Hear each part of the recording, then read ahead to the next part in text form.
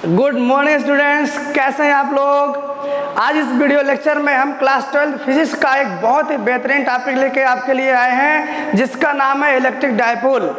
तो ये electric dipole क्या होता है, इसकी क्या क्या प्रॉपर्टीज़ हैं और ये हमारे सिलेबस में जो है इसमें क्या क्या चीज़ें पढ़नी हैं और दैनिक जीवन में इसका क्या उपयोगिता है, ये सारी चीज़ें आज इस वीडियो लेक्चर में हम आपसे डिस्कस करने वाले हैं। हम आपसे रिक्वेस्ट करते हैं बच्चों, वीडियो को पूरा देखिएगा और अंत में वीडियो यदि आपको पसंद आता है तो इसको लाइक, शेयर और सब्सक्राइब करना ना भूलिएगा।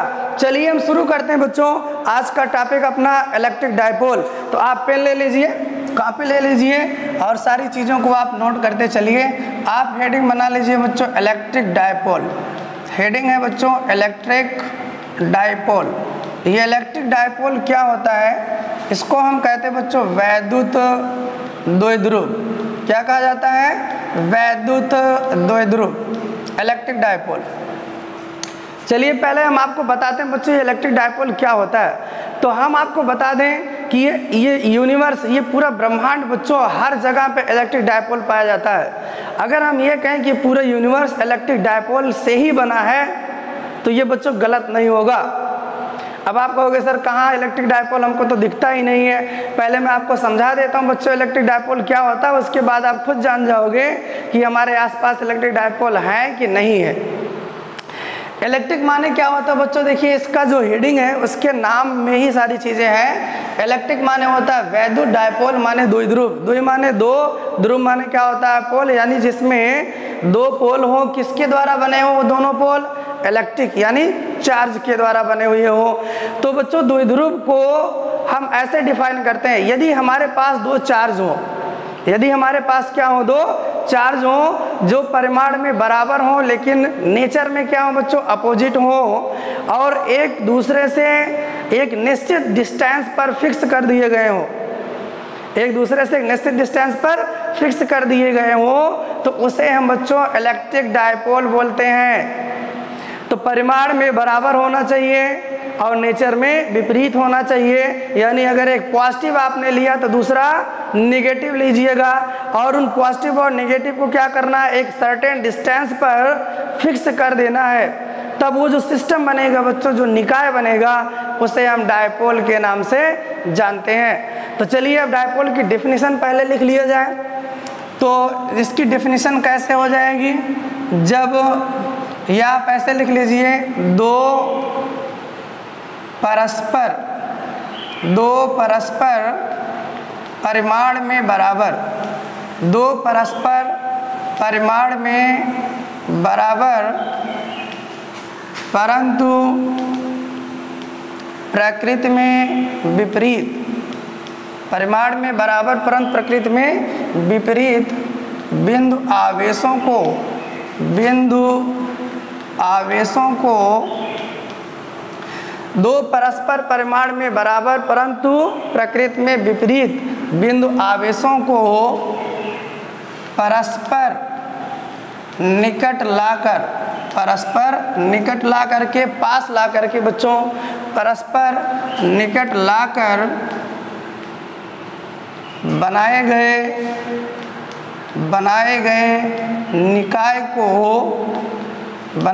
निकाय को वैद्युत द्विध्रुव कहते हैं। वैद्युत द्विध्रुव कहते हैं। तो डिफिनीशन आप बच्चों नोट कर लीजिए। हमारे पास दो चार्ज होंगे जिनका परिमाण बच्चों बराबर होगा, मैग्नीट्यूड बराबर होगा, लेकिन नेचर कैसा होगा, एक दूसरे से विपरीत होगा। यानी अगर आपने एक पॉजिटिव लिया है तो दूसरा क्या लेना होगा, नेगेटिव। जैसे आप देखिए हमारे पास मान लीजिए बच्चों एक चार्ज है Q, मैग्नीट्यूड का, कितने मैग्नीट्यूड का, Q। अगर इसको हम बच्चों माइनस ले लेते हैं तो दूसरा चार्ज क्या है, प्लस Q। इनका मैग्नीट्यूड बच्चों सेम है और एक सर्टेन डिस्टेंस पर इनको हमने फिक्स कर दिया। दो चार्ज मैंने लिए बच्चों, एक प्लस Q और एक माइनस Q, इसको हमने सर्टेन डिस्टेंस पे क्या कर दिया, फिक्स कर दिया। ये जो सिस्टम बना बच्चों, इसी को हम क्या कहते हैं, डायपोल। क्या कहा जाता है बच्चों इसको, डायपोल। डायपोल क्यों, क्योंकि इसमें दो ध्रुव हो गया बच्चों, एक नेगेटिव वाला और एक पॉजिटिव वाला। अब इसमें बच्चे कंफ्यूज होते हैं, सर नेगेटिव को यहाँ रखें कि यहाँ रखें, आप कहते हो कि नेगेटिव यहाँ रखो, पॉजिटिव यहाँ रखो, तो क्या हम पॉजिटिव को यहाँ नहीं रख सकते हैं? क्या हम नेगेटिव को यहाँ नहीं रख सकते हैं? तो बच्चों देखिए, मैं आपको बता दे रहा हूँ, ये सारी चीज़ें एक रेफरेंस के द्वारा बनाई गई हैं। किसके द्वारा बनाई गई हैं? एक रेफरेंस के द्वारा। आप बहुत पहले बच्चों नंबर लाइन पढ़ते थे। नंबर लाइन में आपने क्या देखा था? यहाँ पे 0 हुआ करता था और इस 0 के राइट साइड में पॉजिटिव नंबर हुआ करते थे और 0 के लेफ्ट साइड में क्या हुआ करता था? नेगेटिव नंबर हुआ करता था। तो इसी से इसको बच्चों सिस्टम ये बनाया गया है कि आप देखिए लेफ्ट साइड में क्या होना चाहिए? नेगेटिव। जैसे नंबर लाइन पर लेफ्ट साइड में नेगेटिव होता है, नेगेटिव नंबर्स होते हैं, वैसे डायपोल में लेफ्ट साइड में क्या रखना है आपको? नेगेटिव, और राइट साइड में क्या रखना है? पॉजिटिव। तो अब बच्चों आपको कन्फ्यूजन नहीं होगा इस पर कि हम माइनस को कहाँ रखें, प्लस को कहाँ रखें। अगर आपको कन्फ्यूजन होता है तो सीधे वो कक्षा 5-6 में जो आपने नंबर लाइन्स पढ़ा है उसको आप याद करिएगा बच्चों। लेफ्ट साइड में नेगेटिव और राइट साइड में पॉजिटिव रखा गया। इसको ऐसा रखने से बहुत सारी सुविधाएं भी होती हैं। अभी जैसे हम आपको इसके बारे में आगे पढ़ाएंगे तो आप समझ जाएंगे यहाँ पे नेगेटिव चार्ज रखने की और भी कई वजहें होती हैं बच्चों। तो क्या आपको इलेक्ट्रिक डायपोल समझ में आया? बिल्कुल बच्चों। अब आपको मैं कुछ एग्जाम्पल देता हूँ इलेक्ट्रिक डायपोल के। हमारे नेचर में कुछ एग्जाम्पल्स जो हैं वो कैसे पाए जाते हैं, कहाँ कहाँ हम डायपोल देख सकते हैं, उस चीज़ के बारे में अब हम आपसे डिस्कस करने चल रहे हैं। चलिए, एक सबसे जो पॉपुलर एग्जाम्पल है बच्चों, हर टीचर बताते हैं, हर बुक में लिखा हुआ है, एक जैसे NaCl है बच्चों। NaCl को हम क्या कहते हैं बच्चों? नमक कहते हैं। ये आपका साल्ट है, नमक है। तो आप सबको पता है बच्चों, ये NaCl जो होता है वो क्या होता है? आयनिक कंपाउंड होता है। क्या होता है बच्चों? आयनिक मॉलिक्यूल्स होता है। ये बच्चों एक आयनिक मॉलिक्यूल्स है। क्या है बेटा? ये आयनिक मॉलिक्यूल्स मतलब आयनिक अणु है। आयनिक अणु किसे कहते हैं? आप केमिस्ट्री में पढ़ते हो, केमिकल बॉन्डिंग में। यहाँ पे सोडियम क्या करता है? सोडियम एटम एक इलेक्ट्रॉन अपना रिलीज कर देता है, त्याग कर देता है, और उस त्यागे गए इलेक्ट्रॉन को क्लोरीन क्या करता है बच्चों? एक्सेप्ट कर लेता है। तो होता क्या है? होता ये है, ये देखिए बच्चों, सोडियम पर एक पॉजिटिव चार्ज आ जाता है और क्लोरीन पर क्या आ जाता है? एक नेगेटिव चार्ज आता है। अब ये पॉजिटिव और ये नेगेटिव, इन दोनों में क्या हो गया बच्चों? अट्रैक्शन फोर्स लगा। अट्रैक्शन फोर्स की वजह से ये सोडियम और ये क्लोरीन क्या हो गए? फिक्स हो गए, एक सर्टेन डिस्टेंस पर फिक्स हो गए। तो इसका मतलब इन्होंने क्या बना लिया बच्चों? इलेक्ट्रिक डायपोल बना लिया। चलिए थोड़ा सा और अच्छे से इस चीज़ को समझते हैं बेटा। ये जो सोडियम एटम, मान लीजिए ये बेटा आपका सोडियम एटम है। क्या है बच्चों? सोडियम एटम है। दिस इज सोडियम एटम, और ये सोडियम एटम का ये सेंटर है। ध्यान से समझिएगा, ये आपका सोडियम एटम है। सोडियम एटम ने ऑलरेडी एक इलेक्ट्रॉन त्याग रखा है, इसलिए इसके ऊपर कैसा चार्ज आ गया बच्चों? पॉजिटिव। कैसा चार्ज आ गया? पॉजिटिव। और ये क्लोरीन एटम है, ये बच्चों इसकी साइज आप पीरियोडिक टेबल पढ़ते हो, आप देखते हो जैसे जैसे लेफ्ट से राइट जाते हैं वैसे वैसे साइज क्या होती है बच्चों? बढ़ती जाती है। तो ये जो क्लोरीन एटम है इसकी साइज सोडियम की तुलना में क्या होगा? बड़ा होगा। सोडियम की तुलना में क्या होगा बच्चों? इसकी साइज बड़ा होगा। अब ये सोडियम जो क्लोराइड है, क्लोराइड आयन, उसका सेंटर मान लीजिए बच्चों यहाँ पर है। ये देखिए इस पर नेगेटिव है, यहाँ पे हमने क्या मान लिया? नेगेटिव। अब आप ये सोच रहे होंगे सर यहाँ तो न्यूक्लियस होता है, न्यूक्लियस में पॉजिटिव होते हैं, तो आप यहाँ क्यों नेगेटिव मान रहे हैं? इलेक्ट्रॉन तो यहाँ बच्चों घूमते रहते हैं, यहाँ घूमते रहते हैं, ये देखिए। और ये जो सोडियम है, सोडियम का सेंटर यहाँ है। तो अभी तक हम लोग प्लस चार्ज को यहाँ ऊपर दिखाते थे।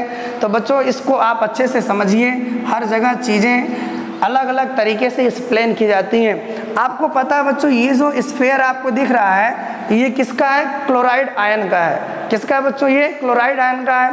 अब क्लोराइड आयन पे कैसा चार्ज है? नेगेटिव चार्ज है। अब ये नेगेटिव चार्ज पूरी तरीके से इस स्फीयर पे फैला हुआ है, हर जगह यूनिफॉर्मली आप समझो ये नेगेटिव चार्ज फैला हुआ है। तो सिमेट्रिसिटी की वजह से, सममितता की वजह से ये सारा का सारा जो नेगेटिव चार्ज बच्चों इस स्फीयर पर आपको दिख रहा है, जो कि क्लोरीन एटम की साइज है, उसको हम कहाँ मान सकते हैं? इसके सेंटर पर मान सकते हैं। ऐसा हम जंक्शन करते हैं कि जो सारा नेगेटिव पॉइंट, नेगेटिव चार्ज है वो कहाँ लोकेटेड है? क्लोराइड आयन के सेंटर पर लोकेटेड है। इसी तरीके से जो सोडियम आयन है, इसका जो सभी पॉजिटिव चार्ज है वो कहाँ लोकेटेड मान लेते हैं बच्चों?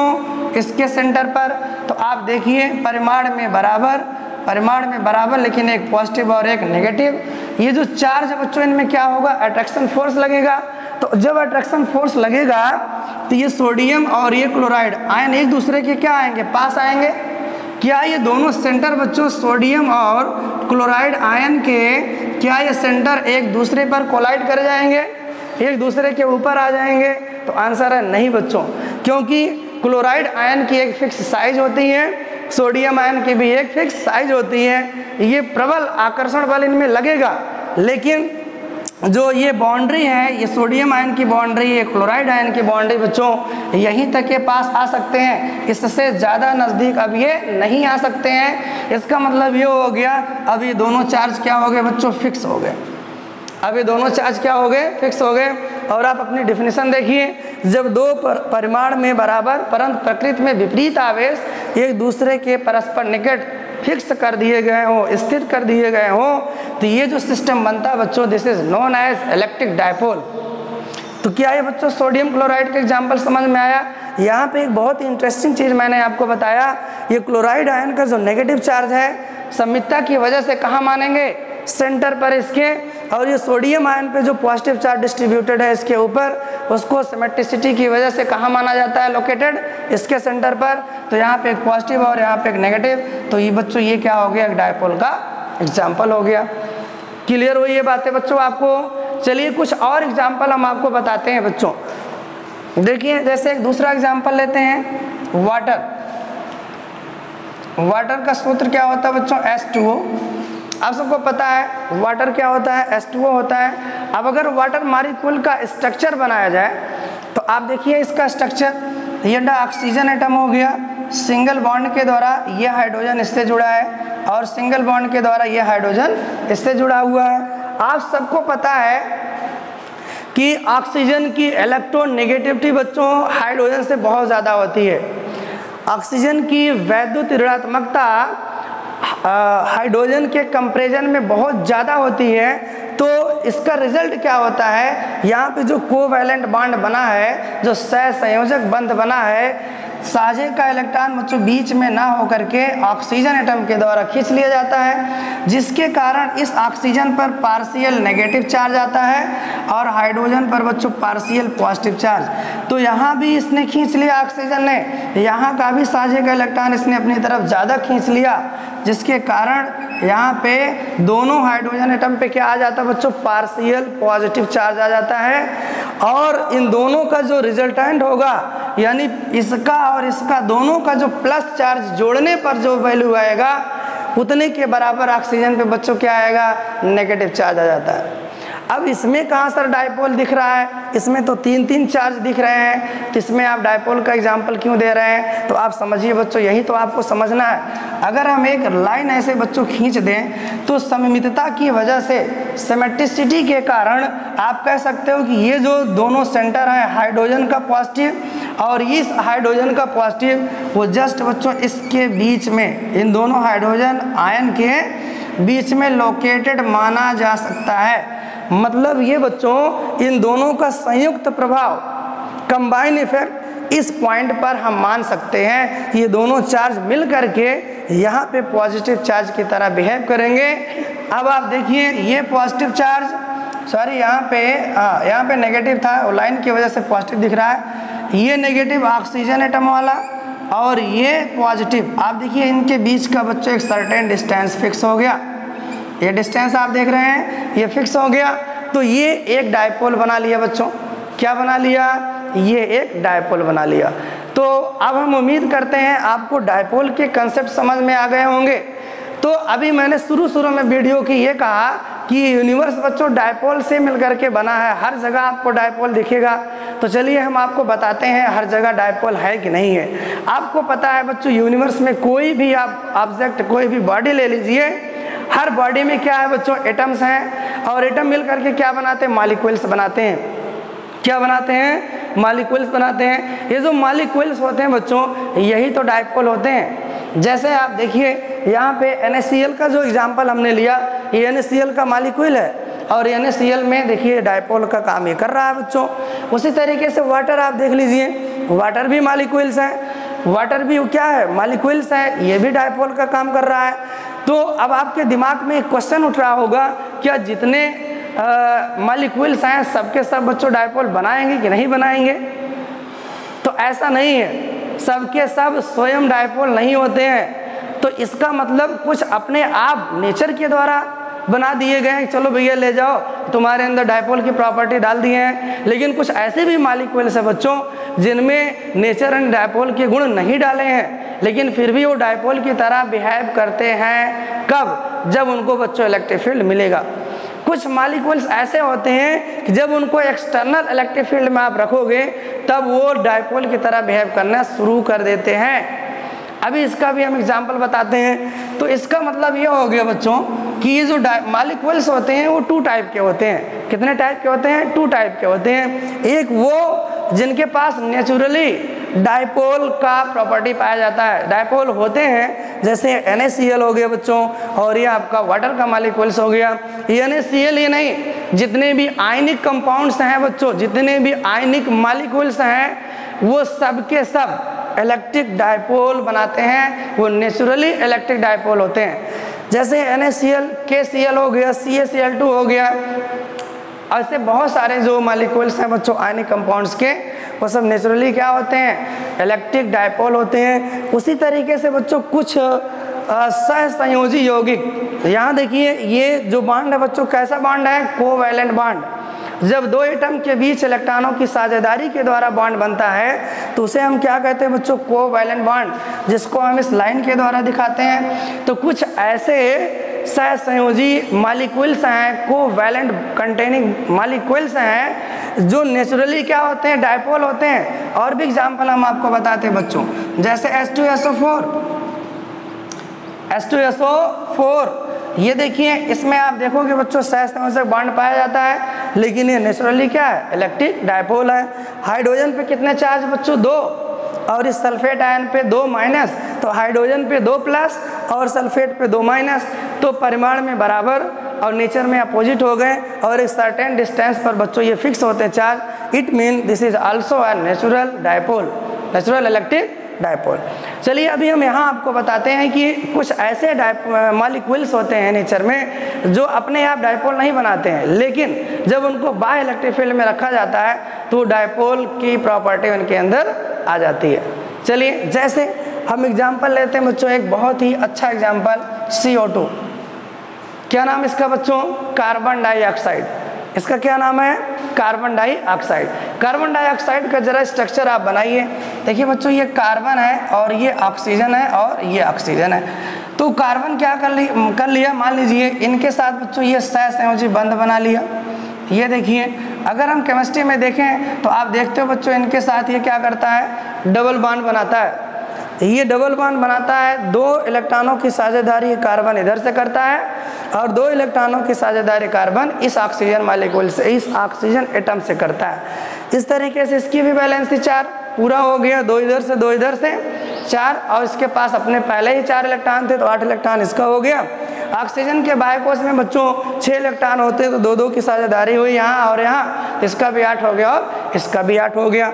अब इसके ऊपर बच्चों कोई भी पोलैरिटी अभी नहीं आई है, लेकिन ज़रा इस चीज़ को आप ऐसे समझिए, जब इलेक्ट्रिक फील्ड में इसको रखा जाता है बच्चों, इस मॉलिक्यूल्स को, हम देखिए यहाँ पे एक काम ये कर रहे हैं बच्चों, ऑक्सीजन अगर एक इलेक्ट्रॉन की साझेदारी यहाँ दिखाएं तो पहले एक इलेक्ट्रॉन की अगर साझेदारी हम दिखाते हैं तो इस ऑक्सीजन पर एक माइनस आएगा बच्चों और इस ऑक्सीजन पर एक माइनस आएगा। ऐसा क्यों?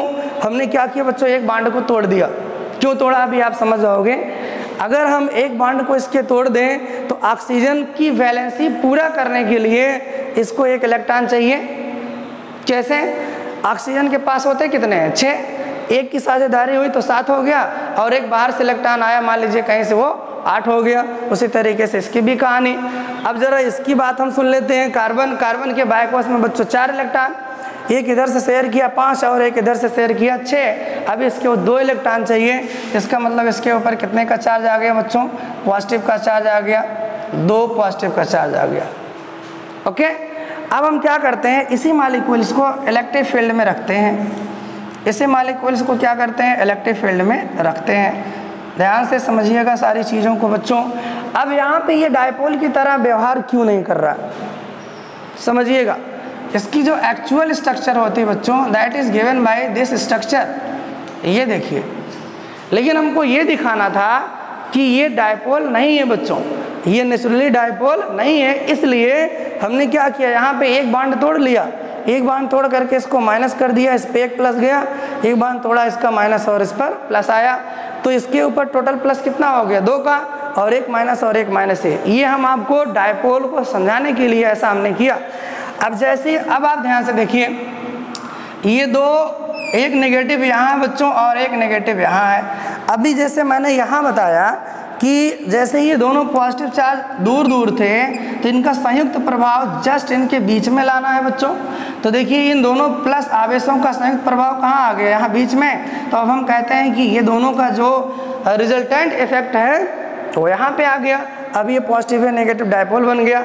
अब उसी तरीके से यहाँ भी वही कंसेप्ट आप लगाइए, ये नेगेटिव और ये नेगेटिव, इन दोनों का कंबाइन इफेक्ट कहाँ पर आएगा बच्चों, इन दोनों के मध्य में, यानी बच्चों यहाँ आ जाएगा। ये जो कार्बन एटम है इसका जो सेंटर है, पॉजिटिव सेंटर है, ये मान लीजिए है, और ये दोनों अलग अलग डिस्टेंस पर है, इनका कंबाइन इफेक्ट कहाँ आ जाएगा, वो भी इनके बीच में यानी इसी सेंटर पर आ जाएगा। इसका मतलब पॉजिटिव और नेगेटिव सेंटर क्या हो गए बच्चों, एक ही पॉइंट पर आ गए। अगर एक ही पॉइंट पे आ गए तो डायपोल नहीं बनेगा। क्या ये बातें आपको समझ में आई? फिर से देख लीजिए 1 मिनट। जैसे यहाँ पर मैंने बताया कि ये दोनों पॉजिटिव का कंबाइन इफेक्ट बच्चों यहाँ आपको लिखना है, उसी तरीके से इन दोनों नेगेटिव चार्ज का कंबाइन इफेक्ट आप बताइए, तो वो कहाँ आएगा, इनके बीच में। और इनके बीच में कौन पड़ा हुआ है, ये कार्बन का पॉजिटिव सेंटर। इसका मतलब कार्बन का पॉजिटिव सेंटर और ये दोनों ऑक्सीजन का कंबाइन इफेक्ट वाला नेगेटिव सेंटर, दोनों बच्चों कोलाइड कर गए, एक ही पॉइंट पर आ गए। इसका मतलब अब इनके बीच की दूरी ही खत्म हो गई, तो बच्चों ये नेचुरली ये डायपोल नहीं होंगे। ये समझ में आया आपको? तो इसका मतलब कार्बन डाइऑक्साइड जो होता है बच्चों वो नेचुरली डायपोल नहीं होता। लेकिन जैसे ही इस मॉलिक्यूल्स को हम इलेक्ट्रिक फील्ड में रखते हैं तो देखिए होता क्या है बच्चों, इलेक्ट्रिक फील्ड मान लीजिए, इलेक्ट्रिक फील्ड की डायरेक्शन ये है। आपको पता है बेटा जब कोई चार्ज किसी इलेक्ट्रिक फील्ड में आएगा तो वो इंट्रैक्शन फोर्स फील करेगा। ये हम आपको ऑलरेडी बता ही चुके हैं, इतना तो नॉलेज आपको अभी हो ही गया होगा अच्छे से। तो देखिए पॉजिटिव चार्ज पर फोर्स किधर लगता है, अलोंग द इलेक्ट्रिक फील्ड, और नेगेटिव चार्ज पे फोर्स किधर लगता है, अपोजिट टू इलेक्ट्रिक फील्ड। यहाँ देखिए ये जो ऑक्सीजन एटम है बच्चों, इसका नेगेटिव जो है, आप मुझे बताइए इस पे फोर्स किधर लगेगा।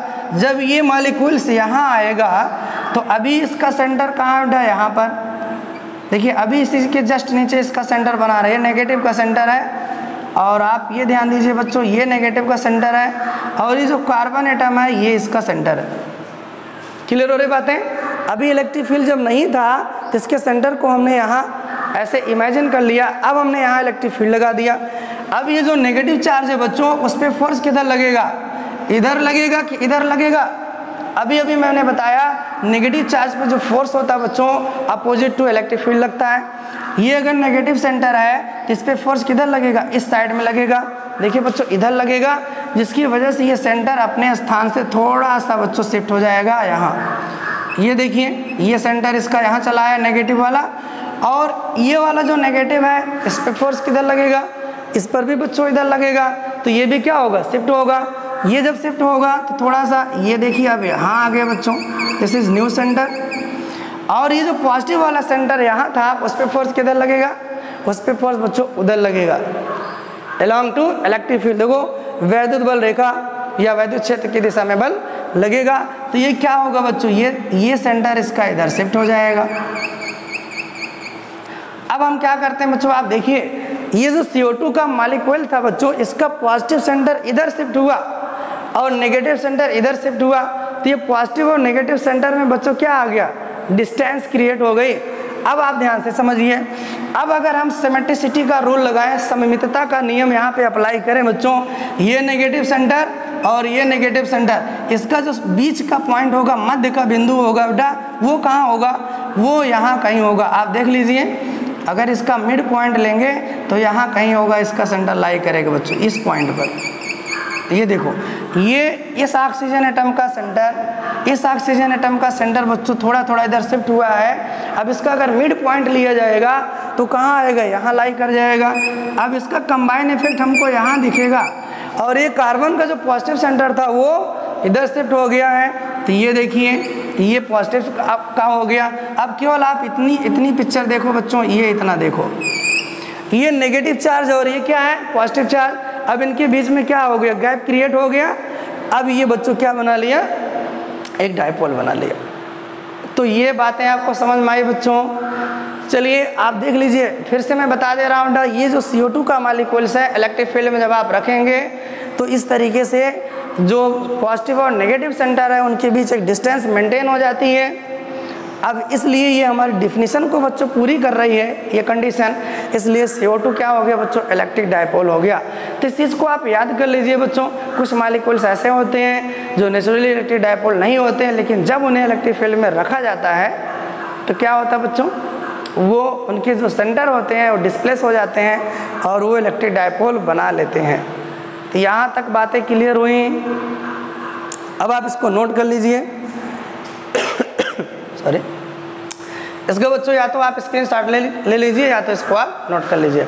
अब हम आगे चलते हैं, इसको हम मिटा देते हैं।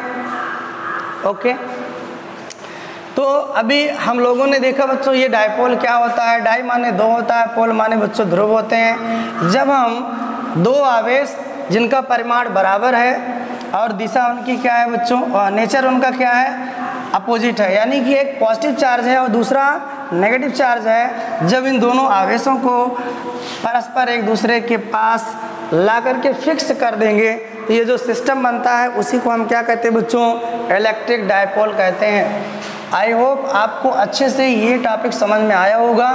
और हमने कहा कि बच्चों ये यूनिवर्स डायपोल से मिल करके बने हैं, तो बिल्कुल ये गलत बात नहीं बच्चों, ये सोचने की बात है। यूनिवर्स में हर चीज़ मॉलिक्यूल से मिल करके बनी है और मॉलिक्यूल्स में अभी हमने दिखाया मॉलिक्यूल दो प्रकार के होते हैं। एक वो बच्चों जो नेचुरली डायपोल होते हैं और एक वो जो इलेक्ट्रिक फील्ड में आने के बाद डायपोल की तरह बिहेव करते हैं। अब चलिए डायपोल की हम प्रॉपर्टी पढ़ते हैं बच्चों। डायपोल की कुछ विशेष बातें पढ़ते हैं, उसको आप समझिए। तो ये जो द्विध्रुव होते हैं इनमें क्या गुण होता है, चलिए इस चीज़ को हम देख लेते हैं। तो सबसे पहली प्रॉपर्टी हम आपसे डिस्कस कर रहे हैं। देखिए मान लीजिए ये यूनिफॉर्म इलेक्ट्रिक फील्ड है, एक समान वैद्युत क्षेत्र है बच्चों।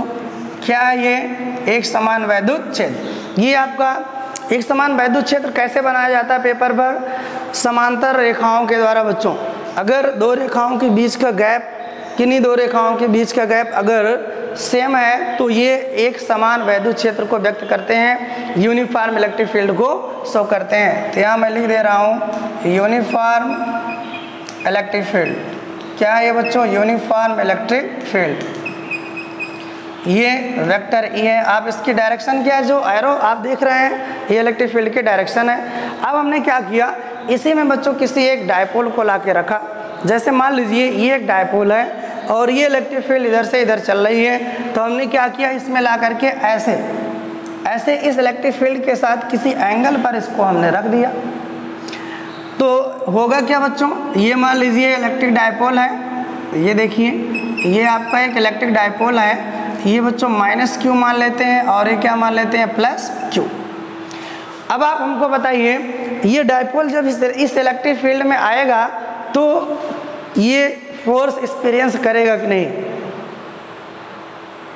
फोर्स एक्सपीरियंस करेगा कि नहीं ये डायपोल, बिल्कुल करेगा बच्चों। क्यों, क्योंकि ये डायपोल बना ही है दो चार्ज से, एक पॉजिटिव और एक नेगेटिव। तो देखिए ये जो नेगेटिव चार्ज है इस पे बच्चों फोर्स लगेगा वैद्युत क्षेत्र के विपरीत दिशा में, और ये जो पॉजिटिव चार्ज है इस पे फोर्स किधर लगेगा, वैद्युत क्षेत्र की दिशा में। ओवरऑल क्या होगा, ये बच्चों ऐसे घूम जाएगा। आप ऐसे समझिए आपके पास कोई छड़ है, इस पे फोर्स आप लगा रहे हैं बेटा इस डायरेक्शन में, इस पे लगा रहे हैं इस डायरेक्शन में, तो ये देखिए ये ऐसे क्या होगा, रोटेट हो जाएगा। जैसे यदि आप साइकिल चलाते हो, मोटर बाइक चलाते हो, तो जब हाथ से हम पकड़ते हैं, जब टर्निंग आती है तो इस हाथ को बच्चों इधर खींचते हैं, दूसरे हाथ को आगे की तरफ, तो क्या होता है वो टर्न हो जाता है, रोटेट हो जाता है, उसमें घूर्णन गति रोटेटरी मोशन आ जाता है। जस्ट लाइक बच्चों यहाँ भी डायपोल वही है, जैसे इस पर फोर्स इधर लगा और इस पे फोर्स इधर लगा, ये क्या होगा, रोटेट कर जाएगा।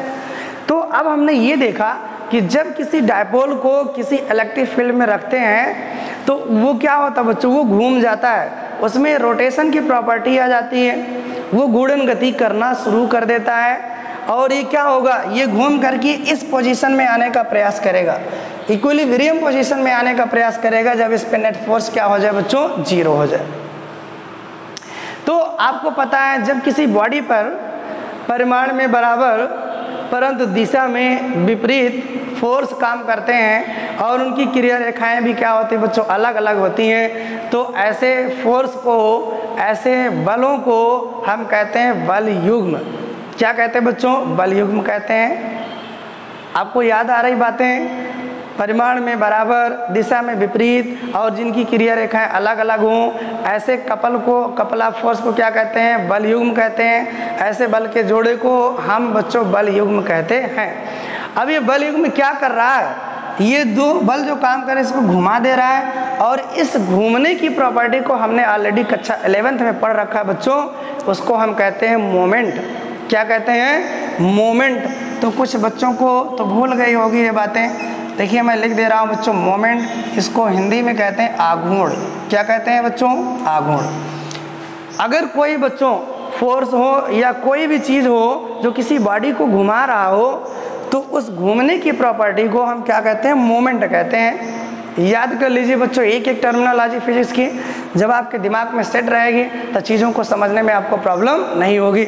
तो यहाँ ये दोनों बल मिल करके इसको क्या कर रहा है, रोटेट करा रहे हैं। तो ये बल युग्म जो है ये क्या कर रहा है, इसमें मोमेंट पैदा कर रहा है और इस मोमेंट को हम निकाल भी सकते हैं बच्चों, जिसको हम बल युग्म का आघूर्ण कहते हैं। क्या कहते हैं, बल युग्म का आघूर्ण कहते हैं। आप लोगों ने पढ़ा है प्रीवियस कक्षाओं में, अगर हमको कोई भी चीज़ जैसे फोर्स है, फोर्स में डिस्टेंस का गुणा करें तो वो बल का आघूर्ण आएगा बच्चों।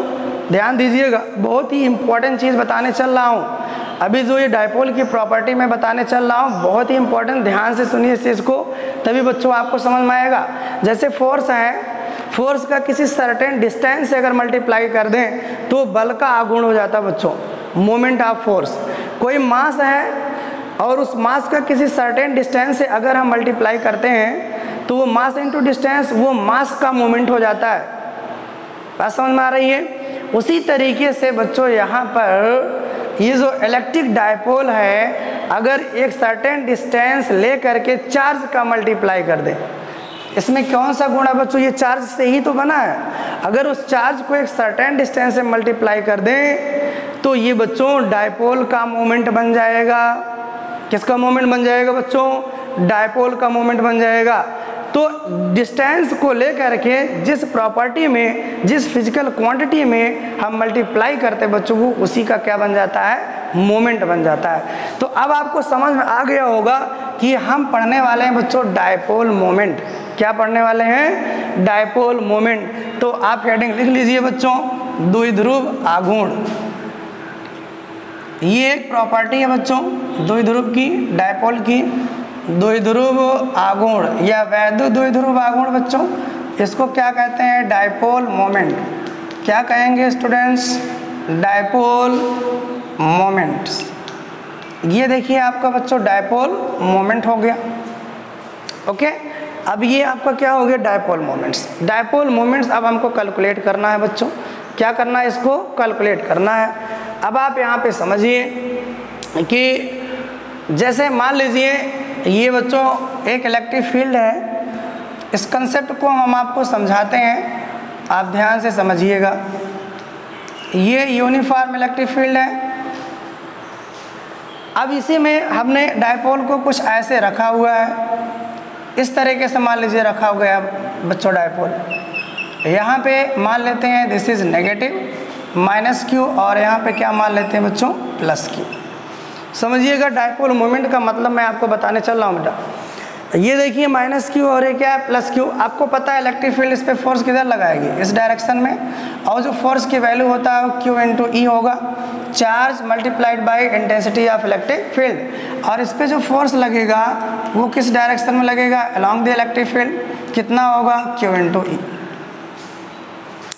अब अगर हमको ध्यान से समझिएगा बच्चों, अगर हमको इस डायपोल का मोमेंट चाहिए तो क्या करेंगे, ये जो फोर्स है और ये जो डिस्टेंस है उसका क्या कर देंगे बच्चों, मल्टीप्लाई कर देंगे। अगर इस डिस्टेंस को हम जो कुछ भी मानना हो मान लेते हैं, मान लीजिए अभी आर मान लेते हैं थोड़ी देर के लिए, क्या मान लेते हैं बच्चों, स्मॉल आर मान लेते हैं। ओके, अब आप बताइए अगर इस फोर्स का मुझे, ये जो फोर्स लगा, इस फोर्स का अगर हमको आघूर्ण चाहिए तो हम क्या करेंगे, फोर्स इनटू डिस्टेंस। ये जो बल आघूर्ण है बच्चों, ये पहले अभी हम बल का आघूर्ण निकाल रहे हैं, बल आघूर्ण क्या निकाल रहे हैं, बल आघूर्ण। तो ये बल कितना लगा बच्चों, Q इंटू ई इंटू क्या आर, ये इस बल का आघूर्ण हो गया बच्चों। इतना क्लियर हुआ। लेकिन हम इस बल का आघूर्ण नहीं, हम एक विशेष प्रॉपर्टी बच्चों डायपोल मोमेंट लेना चाहते हैं, किसका, द्विध्रुव का मोमेंट लेना चाहते हैं, तो हम उसको बल उसमें इंक्लूड नहीं करना चाहते हैं। अब हम ये सोचते हैं कि ये जो डायपोल मोमेंट है, ये जो एक नई चीज़ है, पहली बात तो ये है क्या, इसका फिजिकल सिग्निफिकेंस क्या है, तब इसके मोमेंट हम आसानी से समझ सकते हैं। अभी मैंने आपको ये बताया बच्चों, ये जो डायपोल पे फोर्स लग रहा है उसका मोमेंट क्या होगा, ये फोर्स का मोमेंट है फोर्स इनटू डिस्टेंस। तो ये डायपोल मोमेंट क्या बच्चों, डायपोल मोमेंट किसी भी डायपोल की वो प्रॉपर्टी होती है जो उस डायपोल की शक्ति को बताता बच्चों, उसके इफेक्टिवनेस को बताता है कि वो किसी इलेक्ट्रिक फील्ड में जब रखा जाएगा तो कितना तेजी के साथ रोटेट होगा। आप दोबारा सुनिए बच्चों, द्विध्रुव आघूर्ण एक ऐसा गुण है, एक ऐसी प्रॉपर्टी है, एक ऐसा फिजिकल क्वांटिटी है जो हमको ये बताती है कि जब किसी डायपोल को हम किसी बाह्य वैद्युत क्षेत्र में रखेंगे तो वो कितना तेजी के साथ रोटेट होगा, कितना तेजी के साथ घूमेगा, कितना वो प्रभावी होगा उस इलेक्ट्रिक फील्ड में, वो डायपोल कितना प्रभावी होगा। इस प्रॉपर्टी को बच्चों हम द्विध्रुव आघूर्ण कहते हैं। तो ये इसका फिजिकल मीनिंग हो गया। जैसे मान लीजिए हमारे पास दो द्विध्रुव आघूर्ण है बच्चों, सॉरी दो डायपोल हैं, एक डायपोल ए है और एक डायपोल बी है। ए को हमने इलेक्ट्रिक फील्ड में रखा तो क्या हुआ, वो अपना एक इफेक्ट दिखाया, घूमने का इफेक्ट, रोटेट करने का इफेक्ट दिखाया। और बी वाला जब मैं रखा तो वो भी अपना घूमने का इफेक्ट दिखाया। तो मैं आपसे पूछा कि भाई कौन ज़्यादा प्रभावी है, किसके पास ज़्यादा ताकत है, कि कौन ज़्यादा इफेक्टिव है बच्चों, तो जो ज़्यादा जल्दी से घूमा होगा वो ज़्यादा इफेक्टिव है। तो वो जो इफेक्टिवनेस है, जो प्रभावी है, ये प्रभाविता का जो गुण है बच्चों डायपोल का, इसी को हम कहते हैं dipole moment. Are you getting my point. तो बच्चों मैंने आपको अच्छे से समझाया। अगर आपको चीज़ें ना समझ में आई हो तो वीडियो को रिपीट करके तो आप दोबारा देखिएगा। तो ये जो डायपोल मोमेंट होता है, ये एक ऐसी फिजिकल क्वांटिटी है जो हमको ये बताती है कि जब डायपोल को हम वैद्युत क्षेत्र में रखेंगे वो कितना तेजी के साथ रोटेट करेगा, वो कितना प्रभावी होगा। वो फिजिकल क्वांटिटी क्या कहलाती है, डायपोल मोमेंट। अब आ जाइए इधर, ये जो डायपोल है बच्चों, इसका जो मोमेंट है वो किस पे डिपेंड करता है। डायपोल के अंदर एक फंडामेंटल चीज़ क्या है, चार्ज है बच्चों। डायपोल के अंदर एक फंडामेंटल चीज़ क्या है, ये चार्ज है। तो अगर इस डायपोल का हम आघूर्ण निकालना चाहते हैं तो समझिए, तो यहाँ पे मैं लिख दे रहा हूँ द्विध्रुव आघूर्ण, जिसको हम डायपोल मोमेंट कहते हैं। तो देखिए अभी यहाँ पे हमने बल का आघूर्ण निकाला बच्चों, ये बल है। और अगर हमको डायपोल का मोमेंट चाहिए तो डायपोल किससे मिलकर के बना है, चार्ज। अगर ये बच्चों चार्ज कम होगा तो ये क्या होगा, ये इलेक्ट्रिक फील्ड में कम प्रभावी होगा। और अगर ये चार्ज ज़्यादा है तो इलेक्ट्रिक फील्ड में ज़्यादा प्रभावी होगा। तो ये जो इफेक्ट है वो किस पर डिपेंड करता है, चार्ज पर। इसलिए डिस्टेंस का किस में मल्टीप्लाई करेंगे बच्चों, चार्ज में। तो एक नई फिजिकल क्वांटिटी बनेगी। अब यहाँ पे इन दोनों आवेशों में से कोई एक आवेश लेंगे बच्चों, दोनों आवेशों में से क्या लेंगे, कोई एक आवेश लेंगे और दोनों आवेशों के बीच का जो डिस्टेंस है उससे क्या कर देंगे बच्चों, मल्टीप्लाई कर देंगे। और यहाँ पे डिस्टेंस हम r नहीं ले रहे हैं बच्चों, हम ले रहे हैं 2l। देख लीजिए क्या ले रहे हैं बच्चों, 2l। अब ये 2l क्यों ले रहे हैं सर, तो 2l इसलिए ले रहे हैं, ये मान लीजिए डायपोल का आधा हिस्सा ये बच्चों l है और ये दूसरा आधा हिस्सा क्या है, l है। तो टोटल डिस्टेंस क्या हो गया, 2l बच्चों इसलिए लिया जाता है। अभी आगे जब इलेक्ट्रिक फील्ड इंटेंसिटी कैलकुलेट करेंगे, पोटेंशियल कैलकुलेट करेंगे या इसकी एनर्जी कैलकुलेट करेंगे, तो कैलकुलेशन में बच्चों आसानी के लिए ये दोनों आवेशों के बीच की दूरी को क्या लिया जाता है, आर लिया जाता है, स्मॉल आर, सॉरी यल लिया जाता है कितना 2l, ताकि इसको आधा करने में हमको प्रॉब्लम ना हो। अब ये द्विध्रुव आघूर्ण जो है बच्चों, इसको हम P से लिखते हैं, तो P बराबर क्या हो जाएगा, ये हो जाएगा बच्चों 2ql।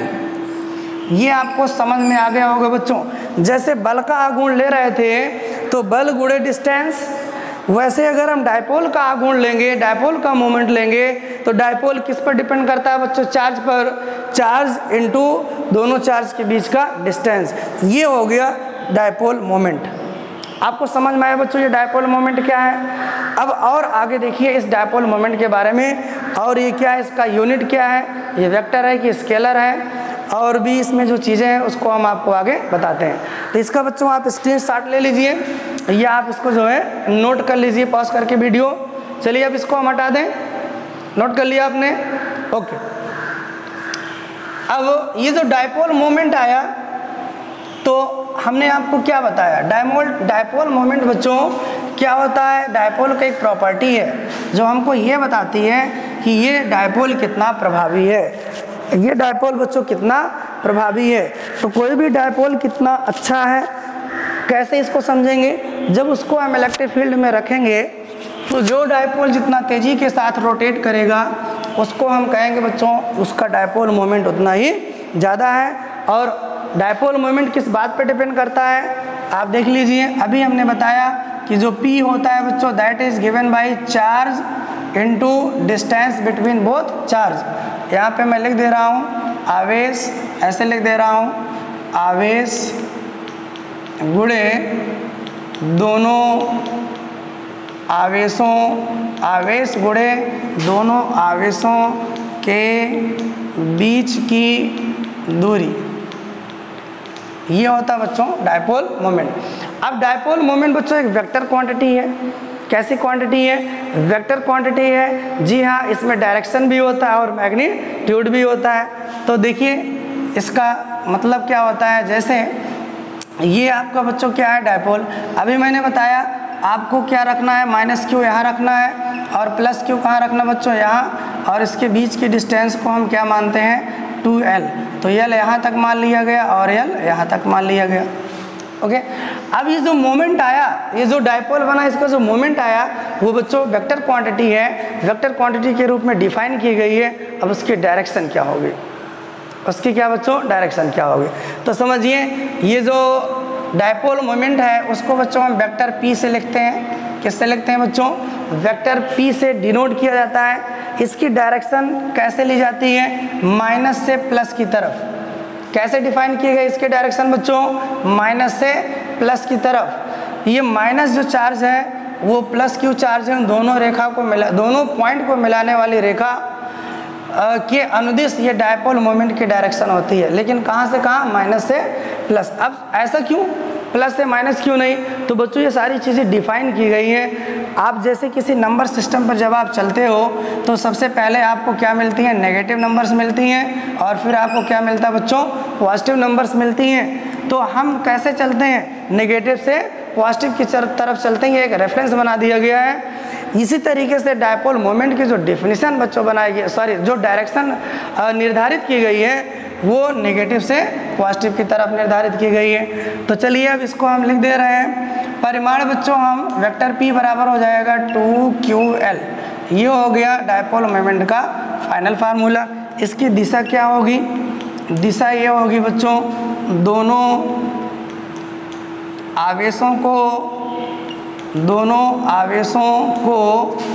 मिलाने वाली रेखा के अनुदिश, दोनों आवेशों को मिलाने वाली रेखा के अनुदिश बच्चों, कहाँ से कहाँ, नेगेटिव से पॉजिटिव से, अनुदिश ऋण आवेश से, या ऐसे हम लिख दे रहे हैं नेगेटिव चार्ज से पॉजिटिव चार्ज की तरफ। ये बहुत ही इंपॉर्टेंट होता है, इसका डायरेक्शन आपको अच्छे से आनी चाहिए। तो अगर आपको डायरेक्शन में कन्फ्यूजन होता है तो नंबर लाइन पर आप जाइएगा, नंबर लाइन पे पहले नेगेटिव फिर पॉजिटिव। तो जो डायपोल मोमेंट एक नई फिजिकल क्वांटिटी डिफाइन की गई, उसकी डायरेक्शन -q आवेश से +q आवेश की तरफ होती है। अब ये राशि कैसी होगी बच्चों, इतनी देर से हम डिस्कस कर रहे हैं, आपको पता चल गया होगा।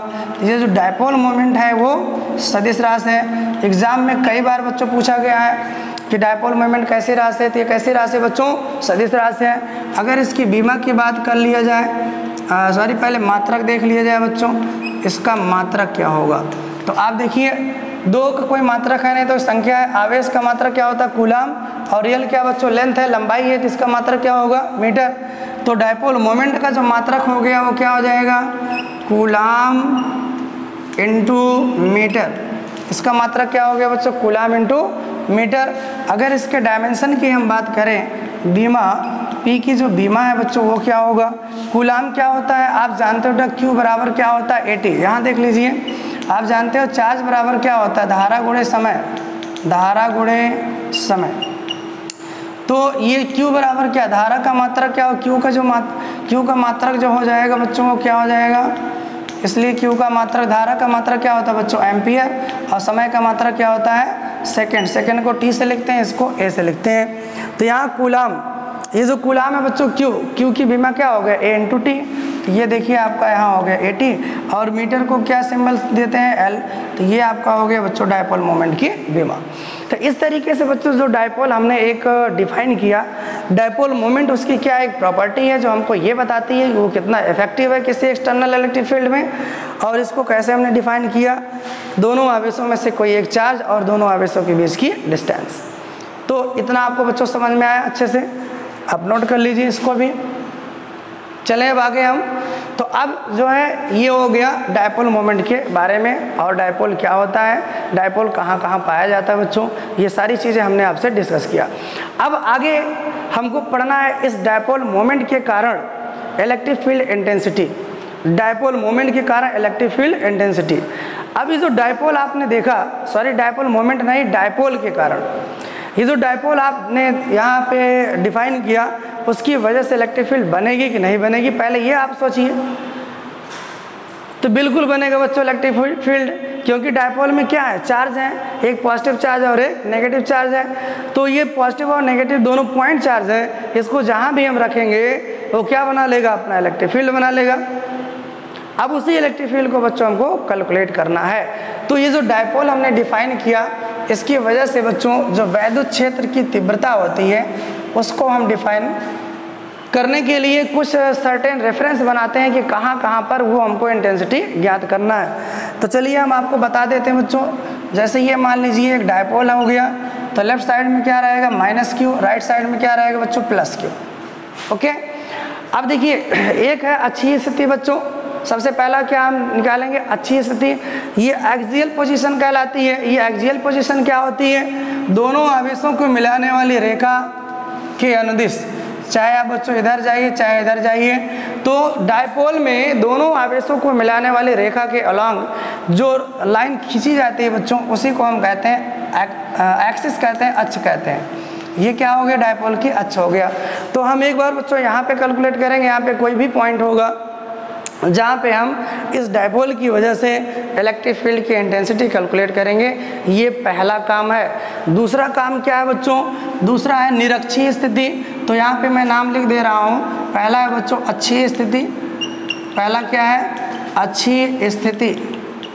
अच्छी स्थिति इसको हम कहते हैं एक्सियल पोजीशन। क्या कहते हैं बच्चों, एक्सियल पोजीशन। ये आपका हो गया एक्सियल पोजीशन। और दूसरा होता है बच्चों निरक्षीय स्थिति। निरक्षीय स्थिति क्या होती है और ये कहाँ होती है, तो आप समझिए बच्चों, ये जो अक्ष है, अक्ष के